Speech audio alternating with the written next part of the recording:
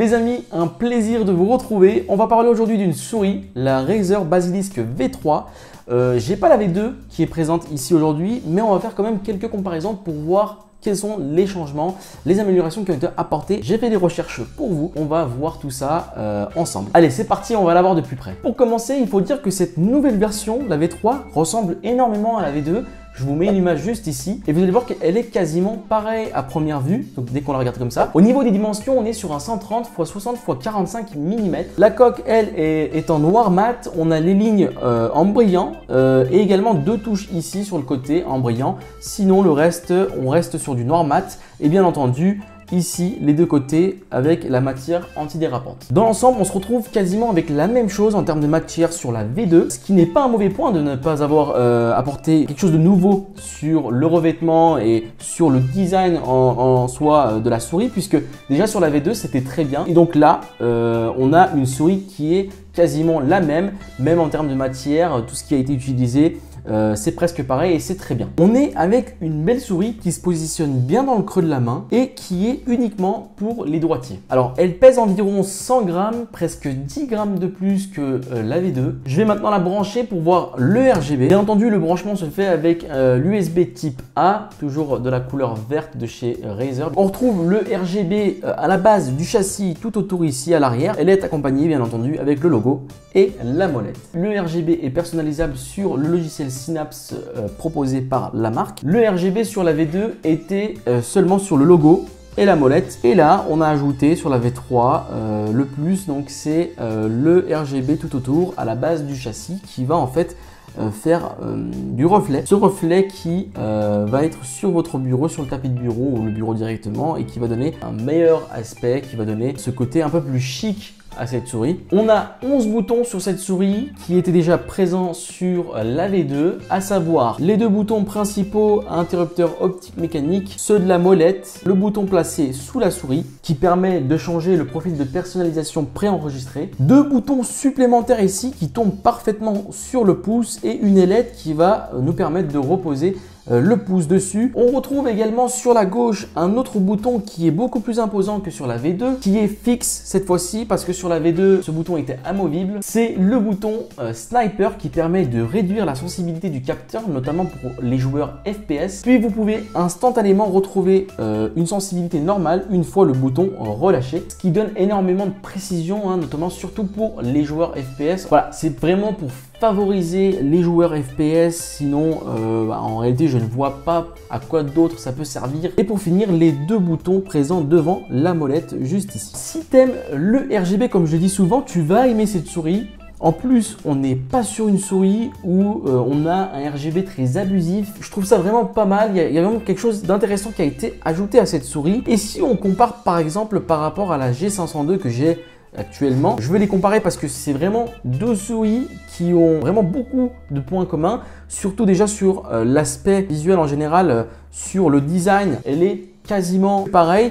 Mais si on compare par exemple le RGB de la G502 de chez Logitech, on a seulement le petit logo ici qui est donc en RGB comparé à celle-là où bien on a le logo, on a aussi la molette et à l'arrière tout ce côté qui va être mis en avant. Je la trouve beaucoup plus jolie comme ça. La G502 est elle lui manque un peu quelque chose et je pense que ici sur cette souris ils ont apporté justement ce côté chic et qui va très nettement bien mieux accompagner un joli setup en RGB. Donc si vous aimez le RGB, ça peut seulement vous correspondre. Si on peut parler d'une nouveauté dans cette souris les amis, c'est bien la molette qui est débrayable automatiquement dans cette souris. Une nouveauté qu'on peut parler sur cette souris mais qui était déjà bien présente dans plein de souris, notamment chez Logitech. Ici la possibilité d'utiliser la molette avec des crans, comme vous pouvez voir. Donc là je suis en mode cranté. Dès qu'on appuie sur ce bouton, là je suis en mode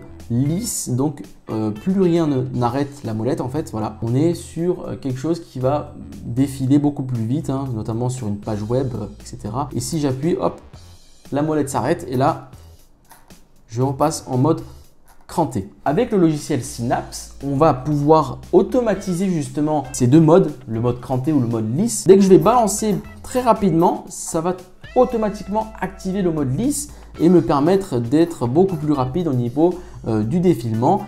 Et bien entendu, dès que je vais passer sur un défilement beaucoup plus lent, on va dire, la souris, elle, va passer sur le mode cranté. Et donc, on va être beaucoup plus lent sur le défilement. Donc, en fonction de la force donnée à la rotation, vous allez pouvoir avoir une molette lisse ou crantée. Allez, on va aller maintenant sur le logiciel Synapse et on va activer le mode pour avoir la molette débrayable automatiquement. En fait, les amis, quand j'ai branché la souris, j'ai eu directement la possibilité d'installer les différents logiciels que nous propose Razer. Donc ici, la molette inclinable Razer Hyper Scroll vous permet d'activer automatiquement le défilement libre, d'accélérer le défilement plus vous faites défiler vite et plus encore. Donc en fait ici voilà, donc vous avez donc l'accélération du défilement. Je l'active. Le bouton qui est ici me permet de basculer entre le tactile et le libre. Mais si j'appuie également au niveau du logiciel, ça me l'active et ça me le désactive. Et en plus, on peut entendre un petit bruit. Je ne sais pas si vous allez l'entendre, mais quand j'active,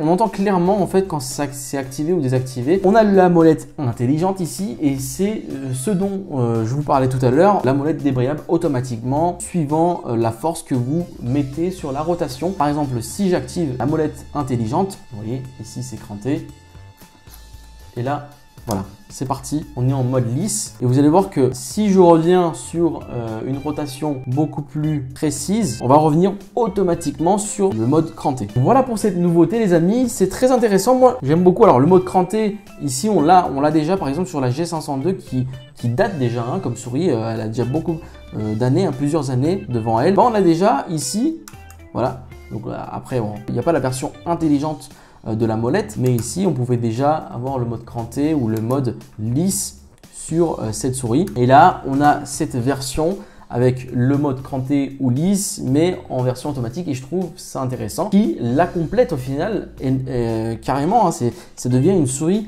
assez complète au niveau de ses fonctionnalités. En dessous de la souris, en plus de ce bouton pour basculer sur différents profils préenregistrés, on va retrouver 4 patins en PTFE accompagnés du capteur optique Razer Focus Plus. Cette souris est bien entendu filaire comme je vous l'ai dit avec un branchement USB type A, un câble tressé non amovible qui mesure environ 1,80 m. Après je trouve quand même que le câble reste assez léger, on l'oublie assez rapidement puisque quand on est là à bouger la souris, on ressent pas forcément cette force du câble. Après, bien entendu, ça va vraiment dépendre de comment vous allez positionner le cable management, etc.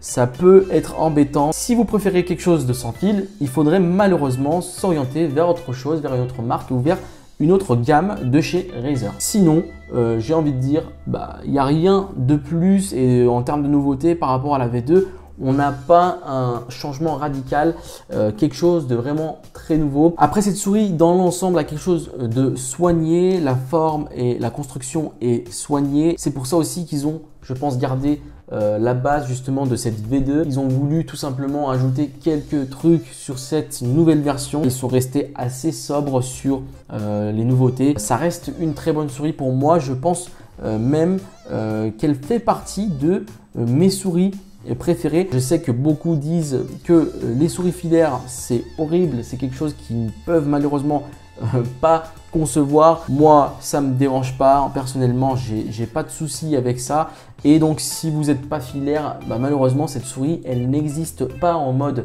sans fil il me semble. Avec son capteur optique Focus Plus et ses 26 000 dpi, ça reste une souris gamer avec laquelle vous ne pourrez pas être déçu, même si 26 000 dpi, aller jusqu'à 26 000 dpi me paraît plutôt abusif. Au niveau de la sensibilité c'est très rapide, je trouve qu'elle est parfaitement adapté pour du jeu mais également pour de la bureautique. Le jeu notamment par rapport à ces différents boutons qui sont là-dessus et la bureautique également, ça reste une souris très bien, très pratique, j'ai envie de dire, également avec la molette débrayable automatiquement. Elle reste très loin de la catégorie des souris légères.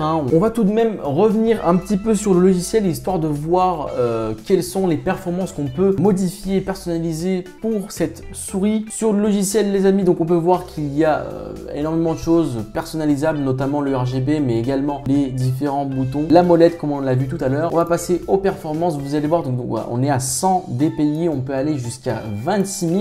En plus, vous voyez, on a donc le niveau de sensibilité, donc différentes étapes de niveau de sensibilité que vous pouvez personnaliser et donc suivant vos utilisations, tout de suite basculer d'une étape à une autre. Moi, je ne sais pas qui utilise vraiment 26 000 dpi en termes de sensibilité pour une souris, mais voilà, cette souris est capable d'aller jusqu'à 26 000 dpi. L'éclairage, bien entendu, hein, les effets rapides, les effets avancés. Après, ça, c'est plus Chroma Studio. Donc, on va basculer ici après sur Chroma Studio pour pouvoir gérer la partie RGB. Le logiciel Synapse est complet hein, pour tous les périphériques. Vous avez énormément de possibilités en passant par le Studio Chroma, en revenant sur les différentes personnalisations de la souris, les performances, l'éclairage, les profils, etc. Donc on peut faire énormément de choses sur les périphériques de chez Razer. En fait, vous avez plein de zones ici. Donc on est sur 1, 2, 3, 4, 5, 6, 7, 8, 9, 10, 11. Donc voilà, donc on se retrouve avec 11 zones personnalisables. Pour finir les amis, la Razer Basilisk V3 coûte environ 80 € sur internet. Ça dépend des sites, hein. On est plus ou moins à 80 €. N'hésitez pas à vous abonner, à liker et à commenter les amis, c'est très important pour moi. Et moi je vous dis à très bientôt. Ciao!